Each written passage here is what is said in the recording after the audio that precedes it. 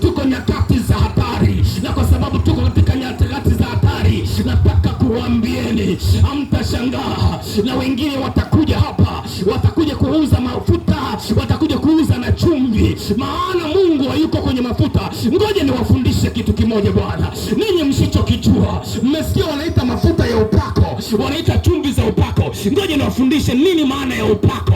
Mkielewa nini maana ya upako, hamtadanganywa tena kwa habari ya mafuta ya upako, chumvi ya upako, mandazi ya upako, chupi za upako, udongo wa upako. Hamtadanganywa tena. Upako maana yake ni nguvu itendayo kazi unapokuwa kazini, kama nilivyo hapa ninapokuhubiria.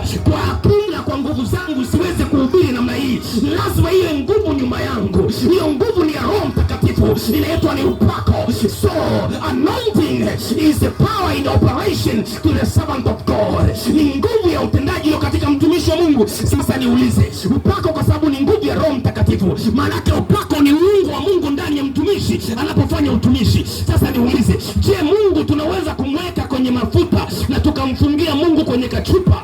Je, Mungu tunaweza kumweka kwenye mandazi na kwenye keki tukamweka akae kwenye keki ili tule? Haiwezekani.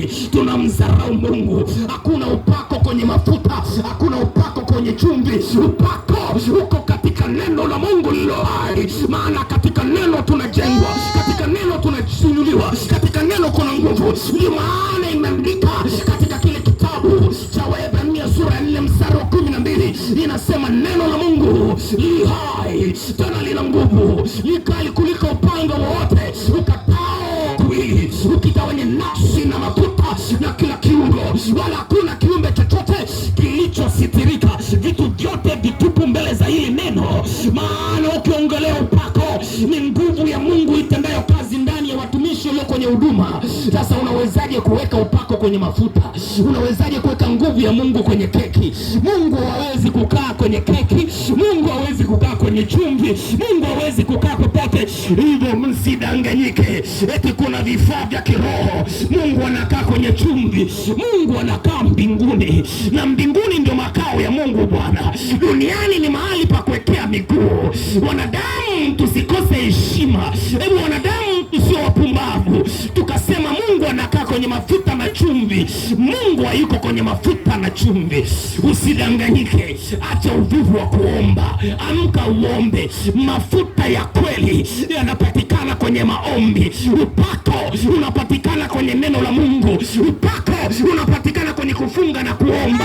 Upako hauko kwenye chumvi, hauko kwenye mafuta. Nataka kuambia mafuta na chumvi ni biashara za watu walizozibunia, maana siku za mwisho biashara itaingia ndani ya kanisa, na hiyo ni biashara bwana.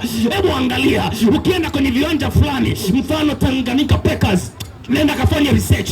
Watu wengi wanaoenda kwenye mafuta na chumvi ni wengi, wanakwenda kununua. Nataka kuambia Mungu anunuliwi bwana. Mungu ametoa bure na sisi tunapokea bure. I'm telling you for sure, Mungu anunuliwi. Mungu anatoaga bure bwana. Mungu angekuwa anaziuza karama zake, ni mwanadamu gani angekuwa na pesa ya kuzinunua? Mungu anatoa kila kitu kwa mtu anayemtii, anayempenda na anayemwabudu. Msidanganyike. Mungu hadhihakiwi. Msiendelee Watanzania wenzangu kukaa katika uongo wa kutumia mafuta na chumvi, maana havina upako. Upako uko kwenye neno la Mungu. Upako uko kwenye maombi. Upako uko kwenye kufunga. Upako uko kwenye ibada, maana Mungu anajidhihirisha kwenye kazi yake. Hawezi kuchukua chumvi ukamwaga kwenye nyumba ukasema hii Mungu atakuwepo analinda nyumba yangu. Haijaandikwa hivyo bwana. Biblia inasema ya kwamba maombi ya mwenye haki yanafaa sana akiomba kwa bidii. Tena inasema ya kwamba ombeni kwa maana hata sasa hamjaomba. Ombeni ili haki yenu, ili furaha yenu iwe timilifu. Anasema imewapasa kumwomba Mungu siku zote, wala msikate tamaa. Kwa nini hamuombi? Mnategemea chumvi na mafuta. Kwenye chumvi na mafuta hakuna usalama. Nataka kukuambia wachawi hawaogopi mafuta na chumvi. Mapepo hayaogopi mafuta na chumvi, yanaogopa maombi, yanaogopa neno la Mungu lilo hai. Hayo ndio yanaogopa mafuta na chumvi yako. Wewe vitumie tu, wala hutapata shida. Ni saili ya maisha, unawanufaisha watu fulani, wewe utabaki na shida zako na watu wengine watafanikiwa. Rapa kose kerema kuyenderebo lipuza ramamamamantoro dosaya, katika jina la Yesu ninawa